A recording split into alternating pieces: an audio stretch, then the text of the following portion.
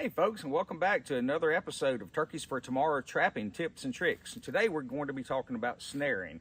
Snaring can be a very effective tool to help you eliminate some predators from your property, as well as being relatively safe to the wild turkey itself. So we're going to talk about those in detail in this episode. All right, folks, we're going to talk about the snares like we said. I want to just kind of go over the parts of the snare, and we're going to we got a trail right over here. We're going to set these up. So we start with what we call the pigtail end here. This is going to be the part that anchors into the ground. Sometimes if we need a little bit extra, we can have what we call an extension cable, which is just basically another piece of wire. It can vary from a foot to 20 feet, but that way if you need to anchor over here for whatever reason, we'll talk about that after a while. From there we have a swivel. The swivel is same design as we use on leg holes or even dog-proof traps.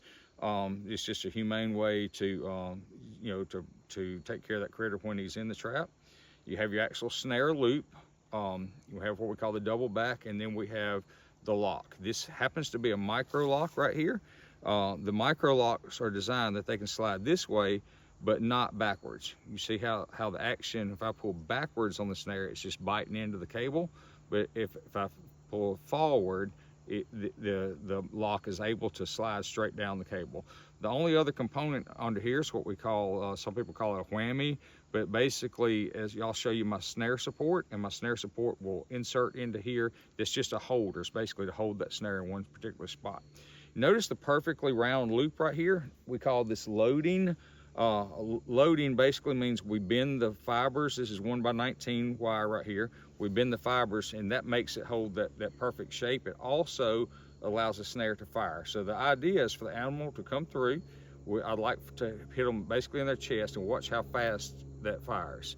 It's almost immediate. A good positive part about snares is they're basically weatherproof. So one of the reasons that makes snares very effective in high population turkey areas, what we need to remove predators, is the height differential. When we hang the snare in the trail, imagine the height difference between a bobcat or a coyote and a wild turkey. For a snaring for a bobcat, so a lot of times I'll like a 10-inch loop that's about 9 inches off the ground. For a coyote, I'll go slightly bigger. I go about 12 inches loop, and that loop is going to be hung, the bottom of the loop is about 11 inches off the ground. So if you imagine the height of a wild turkey, many times the turkey's body is taller than the top of the snare, and he will simply hit the snare, knock it out of his way. We do not have the incidental catch that we could, say, using other methods like a foothold.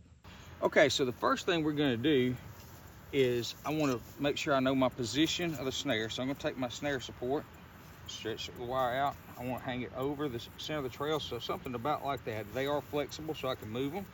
So that's pretty close to what I'm going to want. So I'm just going to smash that snare support into the ground.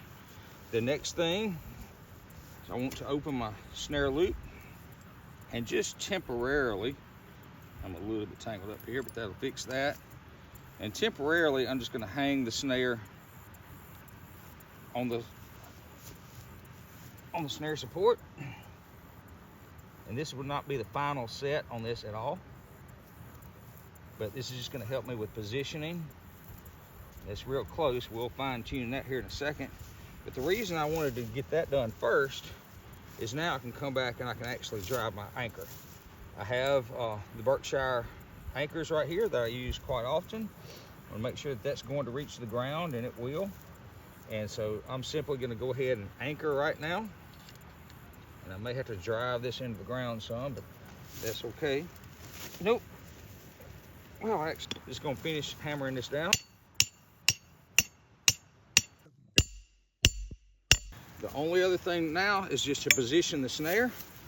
And I'm making all these adjustments with my snare support wire. And that's just about perfect right there. Actually, I'm not going to touch anything. Notice that I'm not touching the ground. Nothing is allowed to touch my snare loop. That's our only rule. We're set. When these critters come through here, we're going to be perfectly fine.